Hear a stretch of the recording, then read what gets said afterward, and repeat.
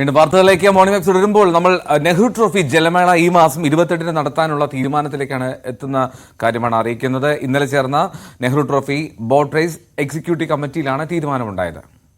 മുഖ്യമന്ത്രി വള്ളംകളി കാണാൻ എത്തും എന്നുള്ളതും ഒരു വിവരമുണ്ട്.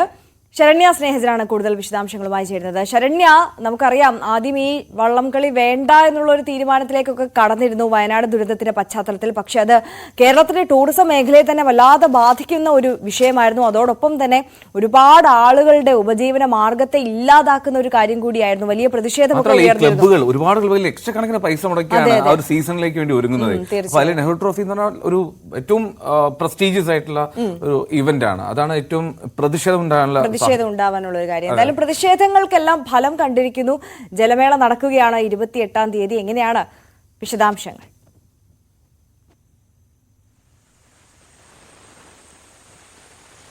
ആലപ്പുഴയെ സംബന്ധിച്ചിടത്തോളം നെഹ്റു ട്രോഫി ജലമേള എന്നുള്ളത് ഒരു വികാരം തന്നെയാണ്. അത് നമുക്കറിയാം ലോകത്തിലെ തന്നെ ഏറ്റവും പ്രധാനപ്പെട്ട ഇവന്റുകളിൽ ഒന്നാണ്. കാരണം 100ഓളം ആളുകൾ ഒരുമിച്ച് ഒരു വള്ളത്തിൽ തുഴഞ്ഞ് അത്തരത്തിലുള്ള നിരവധി ചുണ്ടൻ വള്ളങ്ങൾ അണിനിരുന്നുകൊണ്ടുള്ള ഒരു മത്സരം. എനിക്ക് തോന്നുന്നു ലോകത്ത് തന്നെ ഇത്തരത്തിലൊരു മത്സരം, ഈ രീതിയിലുള്ള ഒരു മത്സരം വളരെ അപൂർവമാണ് എന്ന് തന്നെ തോന്നുന്നു. അതുകൊണ്ട് തന്നെ ഈ ഇന്ത്യയുടെ എന്നല്ല ലോക ടൂറിസം ഭൂപടത്തിൽ ഇടം പിടിച്ച ഒന്നാണ് ഓഗസ്റ്റ് 2-ാം ശനിയാഴ്ചയിലെ നെഹ്റു ട്രോഫി ആലപ്പുഴയിലെ ജലമേളയും ഒപ്പം തന്നെ അതുമായി ബന്ധപ്പെട്ട്. അതായത് നിങ്ങൾ നേരത്തെ സൂചിപ്പിച്ചതുപോലെ തന്നെ വയനാടിന്റെ ദുരന്തത്തിന്റെ പശ്ചാത്തലത്തിലായിരുന്നു നെഹ്റു ട്രോഫി ജലമേള. സർക്കാർ ഓണാഘോഷങ്ങളുടെ ഭാഗമായി ജലമേള മാറ്റിവെക്കുന്നു എന്നുള്ള ഒരു തീരുമാനത്തിലേക്കാണ് സർക്കാർ എത്തിയത്. പക്ഷെ അതിനെതിരെ കടുത്ത പ്രതിഷേധമുണ്ടായി. ഏറ്റവും പ്രധാനപ്പെട്ടതായി വന്നത് ബേപ്പൂർ ഫെസ്റ്റിനായി ടൂറിസം മന്ത്രിയുടെ നേതൃത്വത്തിൽ കോടികൾ അനുവദിച്ചപ്പോൾ ഒരുപാട് ആളുകളുടെ വികാരമായ അല്ലെങ്കിൽ മറ്റൊരു തരത്തിലുള്ള ഒരു മത്സര ഇനമായ നെഹ്റു ട്രോഫി എന്തുകൊണ്ട് മാറ്റിവെക്കുന്നു എന്നുള്ള ചോദ്യം വലിയ പ്രതിഷേധങ്ങൾക്കിടയാക്കുകയും വലിയ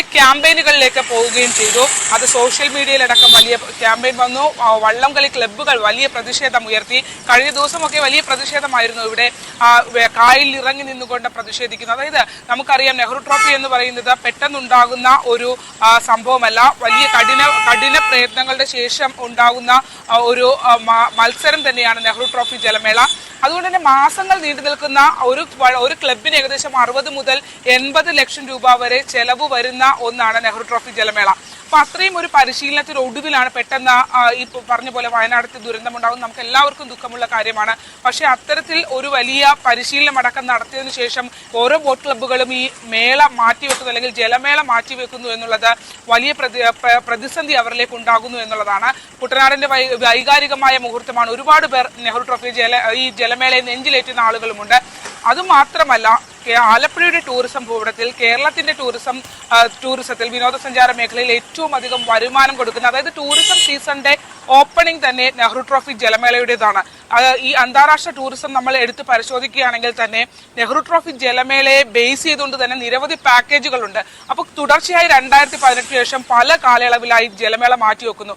ആഗസ്റ്റ് മാസത്തിലെ 2-ാം ശനിയാഴ്ച നടന്നു വന്നിരുന്ന ആ ജലമേള തുടർച്ചയായി പ്രളയവും നിപ്പയും കോവിഡും ഒക്കെ വന്നതോടുകൂടി മാറ്റിവെച്ചപ്പോൾ അതിന് ടൂറിസം സെക്ടറിലുള്ളവർ തന്നെ പറയുന്നത് വലിയൊരു ഇടിവ്.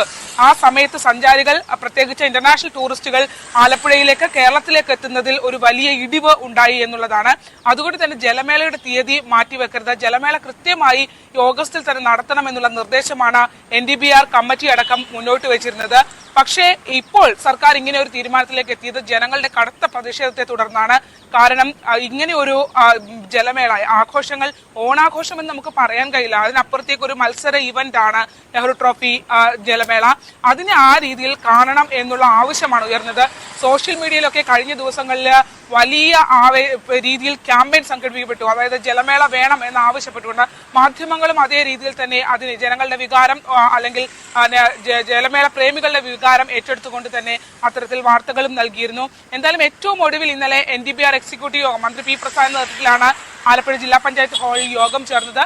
അവിടെ ചേർന്ന യോഗത്തിലാണ് ഇപ്പോൾ ജലമേള നടത്താൻ 28 ജലമേള നടത്താനായി തീരുമാനിച്ചിട്ടുള്ളത്.